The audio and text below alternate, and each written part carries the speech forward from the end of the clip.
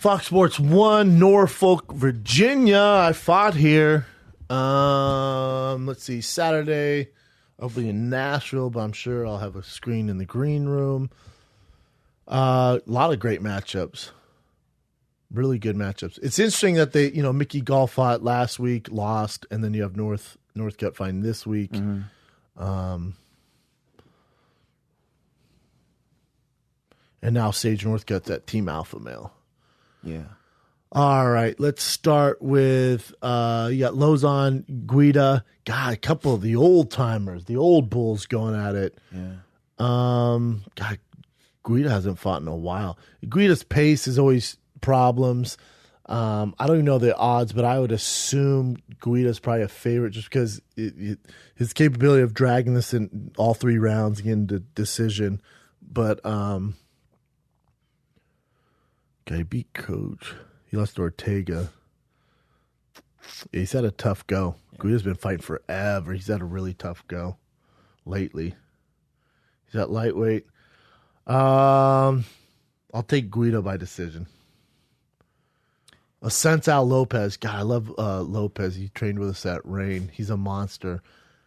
Asensio, that number 4, especially in that division, he's a guy who isn't going to give anyone problems. Cody Garbrandt, he's going to give a lot of guys some real issues. His only loss is to TJ Dillashaw. He got outclassed for 3 rounds by TJ. It was a unanimous decision. But other than that, you look at the guys that he's kind of gone through, and he's had his last 2 were split decisions, but he's a tough fucking guy to beat. And he also beat TJ by split decision. Granted, it was in Brazil, but it was still fight of the night. I think it's just too much for Lopez. I'll take Asensio by decision. Nice. Oh, my boy Nate the Great Marquardt. Before I give my opinion on this one, you guys know I'm biased as fuck. For Cesar Mutante. Cesar Mutante Ferreira. Mutante's an absolute freak athletically. Probably top 5 in the UFC. And Nate and him train together because I'm in the same camp.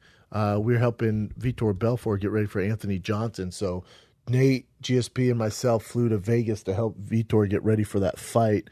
And Cesar was there because he was a protege of Vitor. And so we trained a lot with Cesar. He's just a freak, man. But in the UFC, he's just never found his groove. It's just never...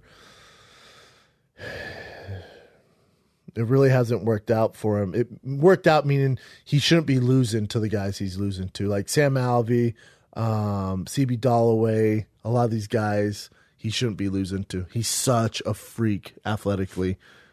He's technical, he's big, he's fast, he's good on the ground, has great hands, great kicks, but he just can't seem to put together. Even though he won 3 in a row and then lost to our boy Theodoro. God, for Nate the Great, like I said, I will never pick against Nate ever.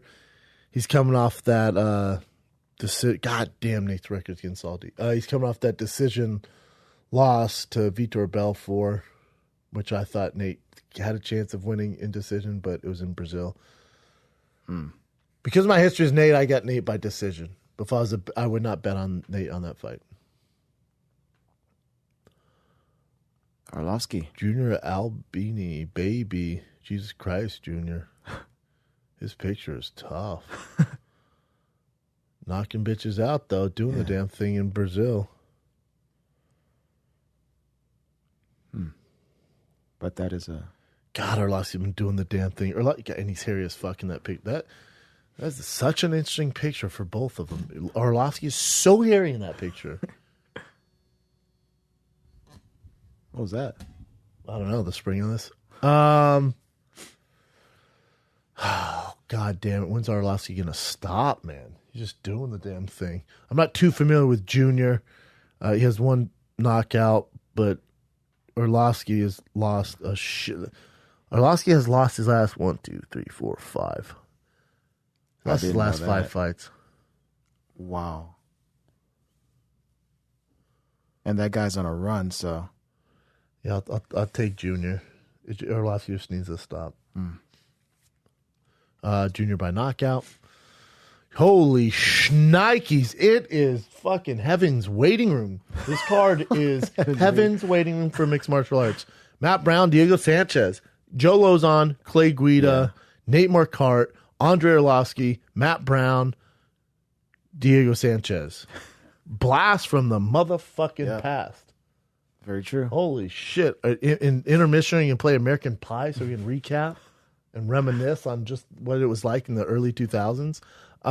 It's a fun card, man. Matt Brown, it's his retirement fight. Goddamn, his mohawk is so intense there. By the way, don't give your kids mohawks. I go to these daddy daycare things, and when their kid has a mohawk, he looks like such an asshole. But Matt Brown can pull it off. He's a grown man, so he can have a mohawk. But don't do it to your kids. They don't ask for it. They don't know what's going on. They don't know they look like assholes. Matt Brown, Diego Sanchez. It's Matt Brown's last fight. Matt's big for this weight class. Diego Sanchez has some miles on him. Diego wants to get in close. I just think Matt Brown's going to be too much in the clinch. Elbows, knees, that's where he thrives at. And it's just a bad matchup stylistically for Diego. I think they both go out on their shields, and you're going to have fight of the night. It's a good bet. Then the main event, Dustin Poirier, Anthony Pettis. Anthony Pettis had the experiment where he cut down to 45 is way too much for him. But 55 is where he belongs at. I don't think he should have made the change. Listen to this. So he made the change because he lost by decision to Dos Anjos, and that was Dos Anjos before USADA. He lost in a split decision to Eddie Alvarez, who became the champ. He lost in a decision to Barboza, who's one of the best in the world, most efficient strikers and technical strikers in the world. Nothing to hang your head about, man. Then he fought Max Holloway. I get why you're going to featherweight and you fight Max Holloway for a title shot. Then you lose to Max Holloway. You kind of whoop that ass. Now he's back. Fought Jim Miller. I like him at 55. I'm worried about his confidence. And Dustin Poirier, he's won 5 out of his last 6. He's a monster. I'll take Dustin Poirier via stoppage.